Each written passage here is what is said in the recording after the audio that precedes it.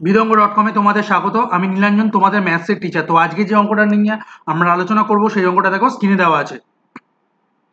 পরপর দুটি ছাড় যথাক্রমে 30% ও 20% এর সমতুল্য ছাড় কত? তাহলে ধরা যাক, ধরি ধার্য মূল্য কত? ধার্য মূল্য আমরা ধরে নিই 100x টাকা ধার্য মূল্য, এবং ছাড় আমরা কিসের উপর দিই? ধার্য মূল্যের উপরেই দিই। তাহলে প্রথম যে ধার্য মূল্যের উপরে আমরা যে ছাড়টা দিচ্ছি কত? 30%।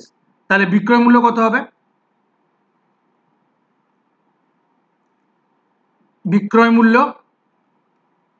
হচ্ছে 100x minus 100x into 30 divided by 100।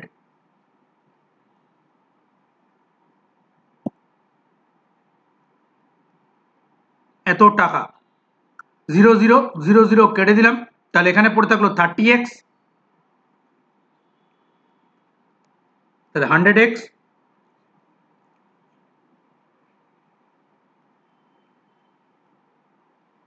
Minus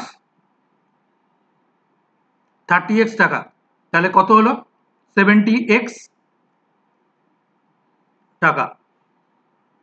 এইবারে আমি আবার 20% ছাড় দিচ্ছি, তাহলে নতুন বিক্রয় মূল্য কত হচ্ছে? নতুন বিক্রয় মূল্য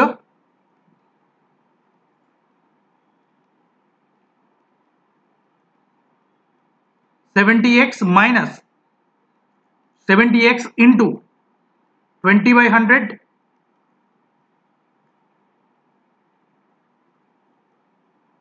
টাকা। তাহলে 0 0 0 0 কেটে গেল, তাহলে হচ্ছে 14x, তাহলে 70x মাইনাস 14x টাকা। তাহলে এখান থেকে কত পাবো আমরা?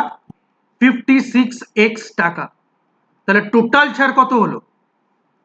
টোটাল ছাড় যদি আমরা দেখি, তাহলে ধার্য মূল্য যেটা হচ্ছে 100x টাকা, আর বিক্রয় মূল্য সেটা হচ্ছে 56। তাহলে সমতুল্য ছাড়ের পার্সেন্টেজ বা সমতুল্য ছাড় কত হবে? সমতুল্য ছাড় হচ্ছে ধার্য মূল্য 100x মাইনাস বিক্রয় মূল্য কত? 56x ডিভাইডেড বাই ধার্য মূল্য কত? 100x into 100%। তাহলে 100x মাইনাস 56 হলে কত হবে?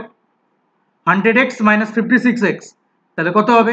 44x divided by 100x into 100%। 100 100 কেটে গেল, x x কেটে গেল, তাহলে পড়ে থাকলো 44%। তাহলে সমতুল্য ছাড় কত? সমতুল্য ছাড় হচ্ছে 44%। বিদঙ্গ.com এই সলিউশনটি দেখার জন্য ধন্যবাদ।